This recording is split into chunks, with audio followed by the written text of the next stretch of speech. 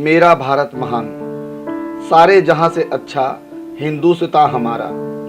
एक बात नहीं समझ पा रहा हूं कि भारत देश की पिछली सरकारों के समय 1962, 1965, 1972 की दिशा में लड़ाइयां हुई। देश में पोलियो, प्लेग, हैजा और टीबी जैसी भयंकर महामारी की चपेट में देश आया, लेकिन सभी लोगों का मुफ्त में इलाज हुआ, मुफ्त में सभी लोगों का टीकाकरण हुआ।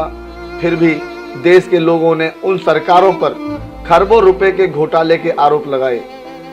कहा गया कि काला धन विदेशों में भेजा गया।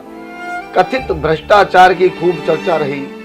बावजूद इसके देश में खूब सारी सरकारी कंपनियां खड़ी हुई, सरकारी अस्पताल, सरकारी स्कूल बने, सरकारी नौकरियों में कोई कमी नहीं रही, लोगों को नौकरियां दी गई। गौरतलब है कि जो लोग मैट्रिक पास कर लेते थे उन्हें घर से बुलाकर नौकरी दी जाती थी। तनख्वाह में भी कोई कमी नहीं रही और भत्ता भी हर वर्ष लगातार मिलता था। महंगाई भत्ता 131% तक दिया गया। सबसे अधिक वेतन छठे वेतनमान में मिला। सरकारी कर्मचारियों की पेंशन दी जाती थी। देश की जीडीपी 10वें स्थान पर थी। आखिर भ्रष्टाचार से घिरी सरकारें यह सब कैसे कर लेती थी, जब दिव्य महापुरुष की सरकार नहीं कर पा रही है, जबकि विदेशों से काला धन भी वापस ले आए हैं। नोटबंदी से भी देश का काला धन विदेशों से वापस आ गया है और जीएसटी से सरकारी खजाना भी भर चुका है। आपातकालीन परिस्थितियों में रिजर्व बैंक से पैसा भी निकाला जा चुका है। फिर भी पता नहीं क्यों 18 घंटे काम करने वाले प्रधानमंत्री के सामने सरकारी संपत्तियां बिक गई। दिव्य महापुरुष की सरकार नौकरियां, वेतन, भत्ते नहीं दे पा रही है।